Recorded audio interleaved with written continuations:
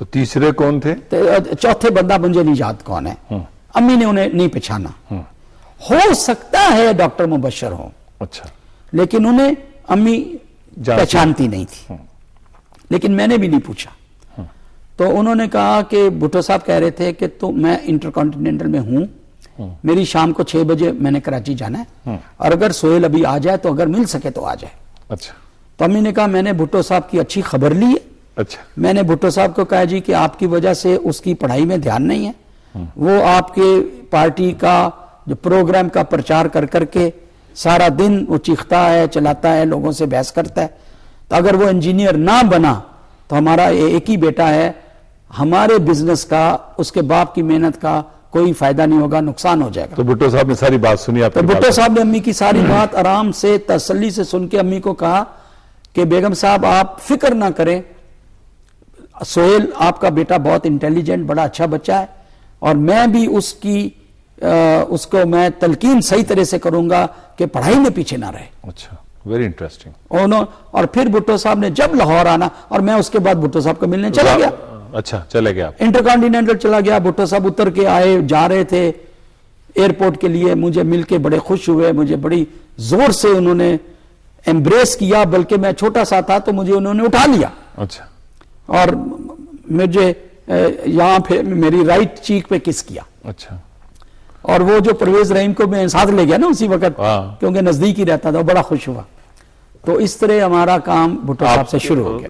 ذوالفقار علی بھٹو شہید نے عوامی سیاست کا ایک آغاز صدر ایوب خان کی حکومت سے علیحدگی کے بعد کیا, اور انہوں نے پاکستان میں پہلی دفعہ ایک عوامی تحریک کی بنیاد رکھی جس میں طلبہ کا بڑا بنیادی کردار تھا, اور اس میں دانشوروں, مزدوروں, کسانوں اور درمیانے طبقے کے لوگوں نے شرکت کی. ہمارے ساتھ آج ایک ذوالفقار علی بھٹو کے نوجوان ساتھیوں میں سے ایک ساتھی جناب میاں ساجد پرویز موجود ہیں. وہ ہمیں بتائیں گے کہ وہ سیاست کا آغاز کیسے ہوا. میاں صاحب, ذوالفقار علی بھٹو شہید نے پہلا جلسہ جو عوامی کہاں رکھا تھا؟ بھٹو صاحب نے پہلا جلسہ کیا تھا لاہور. تو لاہور جلسہ بھٹو صاحب کا کامیاب نہیں ہو سکا تھا. انہوں نے ایک تو پانی چھوڑ دیا تھا ناصر باغ میں, اور دوسرا انہوں نے یہ کیا تھا کہ پتھراؤ وغیرہ بہت زیادہ کیا. بھٹو صاحب زخمی بھی ہو گئے تھے. تو بھٹو صاحب ایک رکشے پہ بیٹھ کے تو ان کو لے آئے تھے, فلیٹی ہوٹل میں ٹھہرے ہوئے تھے بھٹو صاحب. تو ملتان ان کا دوسرا جلسہ تھا, قاسم باغ کا مشہور جلسہ. جی. تو اس میں بھی حکومت نے پوری تیاری کی ہوئی تھی کہ بھٹو صاحب کو جلسہ نہیں کرنے دینا, اور یہ تھا کہ بھٹو صاحب کی یہاں سے لاش جائے گی, زندہ بھٹو نہیں جائے گا یہاں سے. اچھا. تو وہاں سیاستدان بھی تھے جو اس میں انوالو تھے, ایڈمنسٹریشن بھی تھی. تو وہاں اسٹوڈنٹ کا اتنا تھا اس وقت جوش و خروش, اور نوجوان طبقہ اور غریب لوگوں میں اتنا بڑا جلسے میں مطلب جلسہ اپ سیٹ کرنا بڑا مشکل ہوتا ہے. لیکن ہم نے جو انتظامات کیے ہوئے تھے وہ بھی بڑے سخت قسم کے تھے, بھرپور تھے. ہم نے کہا کہ بس مرنا یا مارنا ہے. تو جلسے میں انہوں نے مختلف جگہوں پہ گنڈے بٹھائے ہوئے تھے جنہوں نے اٹھ کے بھٹو صاحب کے خلاف نعرے بازی شروع کر دی, اور ان کا خیال تھا کہ یہ لوگ اٹھیں گے تو لوگ بھی ساتھ اٹھیں گے, تو پھر ان کی آپس میں لڑائی وڑائی ہوگی, تو پھر پولیس انارکی پھیلے گی. جی. تو ان کا جو پہلا آدمی اٹھا وہ جلسے سے تقریباً 30-40 فٹ کے فاصلے پر بیٹھا تھا. وہ رستم نامی آدمی تھا. وہ ملتان کا مشہور بدماش تھا. کوئی 6 فٹ 2 انچ اس کا قد ہوگا, کالا سیاہ اس کا رنگ تھا, اور بڑا خوفناک اس کی شکل صورت تھی. تو رستم صاحب اٹھے, ان کے پاس خنجر تھا, انہوں نے خنجر لہرایا اور اس نے کہا کہ بھٹو صاحب کو کہ چپ کرو, تو یہاں گندے الفاظوں میں کہ جلسہ نہیں کرنے دیں گے. ابیوز کیا. تو بھٹو صاحب نے, انہوں نے کہا کہ ٹھیک ہے, وہ خنجر تھا اس کے ہاتھ میں. تو بھٹو صاحب نے کہا کہ اس کو آنے دو, اور وہ سٹیج سے تھوڑا سا آگے نکل کے آ گئے. اچھا. کہ آنے دو, اس کو آنے دو. تو ہمارے آدمی سٹیج کے ساتھ بھی بیٹھے تھے. ہمارے جو اسٹوڈنٹ تھے ان کے پاس ہم جھنڈے جو تھے وہ ڈنڈے بنا کے لے آئے تھے, بڑے مضبوط قسم کے, ان میں جھنڈے لگائے ہوئے تھے. تو ہمارا یہ تھا کہ جب یہ ہوگا تو جھنڈے لپیٹ کے پھر ہتھیار کا کام لیں گے, ان سے ریزسٹ کریں گے. تو جب وہ رستم آگے بڑھا تو ایک آدمی ہمارا بیٹھا تھا ہمارے گاؤں سے آیا ہوا تھا, وہ کرسی پکڑ کے پیچھے کھڑا تھا. تو جیسے رستم اس سے تھوڑا سا آگے بڑھا نا تو اس نے کرسی اٹھا کے نا تو اس کے سر میں پیچھے ماری, تو وہ نیچے جا کے گرا. تو پھر ہم ڈنڈے لے کر کھڑے تھے, ہم پڑ گئے اسے, تو اس کو مار پڑی ایسی کہ پھر کسی کو جرات نہیں ہوئی کہ وہاں جلسے میں سے کوئی اور پھر وہ جلسہ ہوا سر, جلسہ سنے نا. تو اس کو جب بالکل مردہ اس کی حالت تھی تو اس کو گھسیٹ کے, ہم پولیس کھڑی تھی, پولیس فورس بہت زیادہ تھی, تو ہم گھسیٹ کے اس کو لے گئے. ہم نے کہا کہ اس کو اٹھا کے لے جاؤ. اس کے بعد بھٹو صاحب نے اسپیچ کی اور ان کے جو تاریخی الفاظ ہیں وہ مجھے آج تک یاد ہیں. جی فرمائیں. کہ انہوں نے کہا کہ او ایوب خان, تم نے کہا تھا کہ پاکستان میں تمہیں جلسہ نہیں کرنے دوں گا. اچھا, یہ دیکھو آج میں قلعہ کونا قاسم باغ میں جلسہ عام سے خطاب کر رہا ہوں. اب میں تمہیں بتا رہا ہوں کہ میں آ رہا ہوں اسلام آباد, اپنا سامان باندھنا شروع کر دو. اچھا, تو انٹرسٹنگ. یہ پھر بھٹو صاحب نے یہاں سے سٹارٹ لیا تھا. اور اس کے بعد جو قادر پور راہ میں بھی حملہ ہوا, کہ بھٹو صاحب جا رہے تھے قتل خانے وال, کرنے. اچھا, تو راستے میں بھی پھر انہوں نے قادر پورہ کے قریب, تو اس وقت ہمیں اندازہ نہیں تھا کہ قادر پورہ میں بھٹو صاحب کے ساتھ 8-10 گاڑیاں تھیں, تو ہمیں خیال نہیں تھا کہ راستے میں کوئی ایسی شرارت ہوگی, تو ہماری تیاری نہیں تھی اس کے لیے. لیکن اچانک حملہ ہوا, لیکن وہاں لڑائی شڑائی بھی ہوئی. لیکن وہاں سے بھٹو صاحب باہر آئے ادھر بھی کار سے. بھٹو صاحب نیچے اتر رہے تھے, وہ ان کی کار کا ٹائر پنچر ہو گیا تھا, کسی نے خنجر ونجر مارا تھا, تو پھر دوسری گاڑی میں بیٹھ کے دوسرے راستے سے وہ خانے وال پھر پہنچ گئے. وہ جہاں پہنچنا ہوتا تھا وہ پہنچتے ضرور تھے, موت اور اس خطروں سے لڑتے ہوئے پہنچ وہ جاتے کبھی رکے نہیں. اچھا میاں صاحب, جب احمد رضا قصوری کے باپ کو قتل ہوا, وہ جی اس پنجاب کے آئی جی راؤ رشید تھے, جی اور راؤ رشید صاحب کو انہوں نے گرفتار کیا 5 جولائی کو, اور آپ راؤ رشید صاحب کے ساتھیوں میں سے تھے. تو وہ جو 4 لوگ جن کو یہ تیار کیا گیا کہ آپ کو سزا تو ہوگی, پھانسی نہیں ہوگی, ارشد تھا, رانا افتخار تھے, مسعود محمود کے علاوہ جو وعدہ معاف کے علاوہ تھے, وہ کیا واقعہ ہے؟ جی پہلے تو میرے خیال میں آپ کو یہ بتاؤں کہ یہ جو ہے کہ بھٹو صاحب نے احمد رضا قصوری کو مروانے کے لیے منصوبہ بنایا تھا, یہ ٹوٹلی یہ غلط بات ہے کہ بھٹو صاحب کو ضرورت نہیں تھی احمد رضا قصوری کو مروانے کی. احمد رضا قصوری ان کے لیے اتنا بڑا تھریٹ نہیں تھا. احمد رضا قصوری کے بارے میں بھٹو صاحب کا یہ بڑا چہیتا ہوتا تھا, لیکن سی ای سی کا ممبر بھی تھا. تو ایک دفعہ کچھ سی ای سی کی باتیں لیک آؤٹ ہوئی. اچھا, انٹیلیجنس کو چلی گئی. انٹیلیجنس کو چلی گئی. کہاں اس وقت آغا محمد علی یحییٰ خان کا بھائی تھا, وہ یہاں اسپیشل برانچ کا انچارج تھا, ایڈیشنل آئی جی تھا. تو بھٹو صاحب کو یہ بات کہی گئی کہ جناب آپ سی ای سی میں آپ نے یہ باتیں کی ہیں. تو بھٹو صاحب نے کہا کہ اگر سی ای سی کے 20-25 لوگ ہیں, اس میں سے اگر بات نہیں رہ سکتی تو پھر میں نے پارٹی کیا خاک بنانی ہے. اچھا, تو انہوں نے کھوج لگانا شروع کر دیا کہ یہ کیسے ہوا ہے.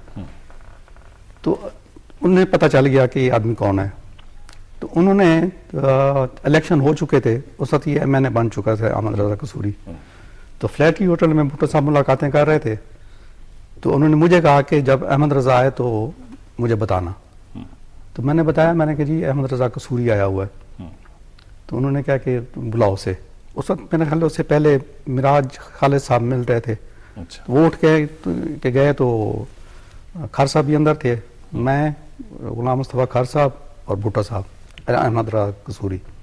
تو بھٹو صاحب نے احمد رضا کو کہا کہ احمد رضا, میرا تمہارے ساتھ اتنا اچھا رشتہ تھا, تمہیں بکنا تھا تو 30,000 روپے میں تم بکی ہو. اچھا, ان کو یہ اطلاع آ چکی تھی کتنے میں بکا احمد رضا قصوری. انہوں نے کہا کہ تمہیں شرم نہیں آئی. تو اس نے کہا کہ آپ میرے اوپر جھوٹا الزام لگا رہے ہیں. انہوں نے پھر وقت بتایا, انہوں نے کہا دوپہر کو 2:30 بجے انڈس ہوٹل میں, لاہور میں, مال روڈ پہ اوپر ریسٹورانٹ میں, تم نے ایک براؤن کلر کا بریف کیس تھا, اس میں 30,000 تھے, وہ تم نے لیے, اور اس کے بعد تم نے 17,000 کی کرولا گاڑی خریدی ہے. تو یہ ساری باتیں غلط ہیں. تو وہ آگے بولنے لگا. تو بھٹو صاحب نے کہا کہ اس سے پہلے کہ کوئی گڑبڑ ہو تم یہاں سے نکل جاؤ, تو دفاع ہو. تو وہ بولنے لگا تو خر صاحب نے اس کو پکڑا, اس کے بازو سے, اس نے کہا کہ چلو دفاع ہو, نکل. انہوں نے کہا کہ کوئی بدمزگی نہ ہو. تو خر صاحب کی اور اس کی آپس میں تھوڑی سی ہاتھ تھاپائی بھی تھوڑی سی ہوئی. خیر بھٹو صاحب بھی کھڑے ہو گئے تو اس کو دھکے دے کے پھر باہر نکال دیا. یہ ہے ابتدا کہ جو یہ کہتا ہے کہ میں نے بھٹو صاحب کی مخالفت اس لیے کی تھی کہ بھٹو صاحب نے منع کیا تھا کہ بنگلہ دیش کوئی نہیں جائے گا. اصل بنیاد یہ تھی ایجنسیوں سے ملا ہوا کا آدمی تھا.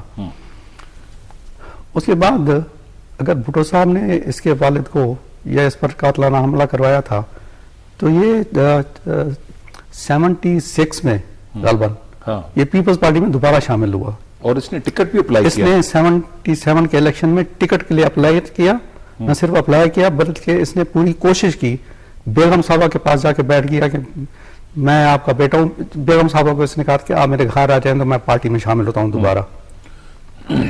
تو بیگم صاحبہ نے پارلیمانی بورڈ میں بڑی سفارش کی کہ جی اس کو ٹکٹ دیں. تو بھٹو صاحب نے کہا کہ یہ بکاؤ مال ہے, ایجنسیوں کا بندہ ہے, ایسے لوگ میں اسمبلی میں نہیں لانا چاہتا, تو میں اس کو ٹکٹ نہیں دیتا.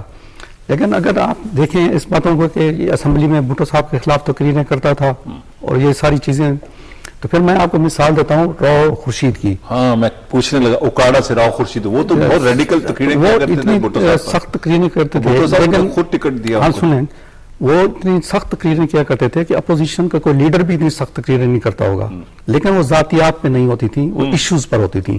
انٹرسٹنگ, ٹھیک ہے سر. تو جب 77 کے الیکشن ہوئے تو راؤ خورشید نے ٹکٹ کے لیے اپلائی نہیں کیا کہ مجھے بھٹو صاحب ٹکٹ کہاں دے گا. یہ ریکارڈ کی بات ہے. تو جب اخبار میں اس کا نام آ گیا کہ جی ٹکٹ راؤ اسٹار کو مل گیا, راؤ خورشید کو مل گیا ہے, تو وہ یقین نہ کرے کہ مجھے کیسے, میں نے اپلائی نہیں کیا اور بھٹو صاحب تو میری ان کے ساتھ بنتی نہیں تھی, مجھے کیسے ٹکٹ مل سکتا ہے. تو انہیں ٹکٹ ملا, وہ الیکشن لڑے, پھر وہ ایم این اے بنے. تو اگر تقریروں پر کسی کے ساتھ ناراض ہونا تھا تو راؤ اسٹار ایک ایسی مثال ہے کہ بھٹو صاحب اس کو کم از کم ٹکٹ ہی نہ دیتے. صحیح ہے. تو ایسی بات نہیں ہے کہ اس کی تقریروں کی وجہ سے, اس کی تقریریں بھٹو صاحب کے ذہن میں یہ تھا کہ یہ مطلب کسی اور کے اشارے پر, کسی اور مقصد کی خاطر یہ جو کچھ اسمبلی میں بولتا ہے یہ اپنی جیب گرم کر کے. اچھا, وہ جو 4 ملزمان تھے دیگر, یہ جب یہ واقعہ ہوا تو بھٹو صاحب اس وقت دن ملتان تھے. تو احمد رضا قصوری نے شور مچایا کہ میں نے ایف آئی آر درج کرانی ہے ذوالفقار بھٹو کے خلاف. تو راؤ صاحب بھٹو صاحب کے پاس گئے اور انہوں نے آئی جی پنجاب تھے اس وقت, چیف منسٹر بھی ملتان تھا, گورنر بھی ملتان تھا, تو چیف سیکرٹری آئی جی وغیرہ سارے وہاں تھے.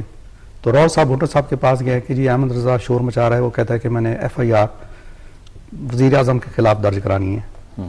تو بھٹو صاحب نے کہا کہ ٹھیک ہے, اگر وہ کرانا چاہتے تو کریں آپ. اگر بھٹو صاحب کو اس میں کوئی انوالومنٹ ہوتی تو کسی کی مجال نہیں تھی کہ بھٹو صاحب کے خلاف ایف آئی آر درج کرتا ہے. بالکل ٹھیک ہے. بھٹو صاحب وکیل بھی تھے, صرف بڑے لیڈر تھے, کامیاب وکیل رہے, بڑے کامیاب وکیل تھے. انہیں پتا تھا کہ ایف آئی آر درج ہونے کا کیا مقصد ہے. تو اتنے بچے نہیں تھے کہ وہ کہتے کہ بڑی معمولی سی چیز ہے, کاغذ کا ایک ٹکڑا پھاڑ دیں گے. انہوں نے, ان کی اجازت سے ایف آئی آر درج ہوئی. پھر انہوں نے ایک ٹریبیونل بنایا جس میں اس وقت ایک بڑے شفیع الرحمان ٹریبیونل تھا, کبھی کسی نے ذکر نہیں کیا اس کا. وہ ٹریبیونل بنا, انہوں نے ساری چھان بین کی اور انہوں نے کہا کہ بھٹو صاحب کا اس میں کوئی, اور جسٹس شفیع الرحمان بڑے پاکستان کے کریڈیبل جج ہیں, ان کے بڑا نام تھا, بڑی عزت تھی ان کی. اس بھٹو صاحب کے پیچھے پوری ایک انٹرنیشنل کانسپریسی تھی. وہ جو 4 لوگ مکر گئے اور پھر ان کو کنونس کیا گیا, وہ کیا واقعہ تھا؟ یہ اس میں جو لوگ تھے, مجھے یہ میں نے کسی کی قبر میں نہیں جانا کہ میں غلط بیانی کروں. بھٹو صاحب میرے لیڈر تھے, لیڈر ہیں, لیڈر رہیں گے. تو وہ تھا کہ 2 لڑکے تھے, ایک ارشد اور ایک غلام مصطفیٰ. ایک سب انسپیکٹر تھا اور ایک شاید انسپیکٹر تھا. ان میں سے ایک ارائی تھا, یہ ٹوبے سے تھا, اور اچھرے کے ارائی ہیں جہاں سے ان کی رشتہ داریاں ہیں ٹوبے میں, اور ان کے ساتھ بھی رشتہ داریاں ہیں. تو میاں طفیل نے امیر جماعت اسلامی تھے, جو اس وقت امیر جماعت اسلامی تھے,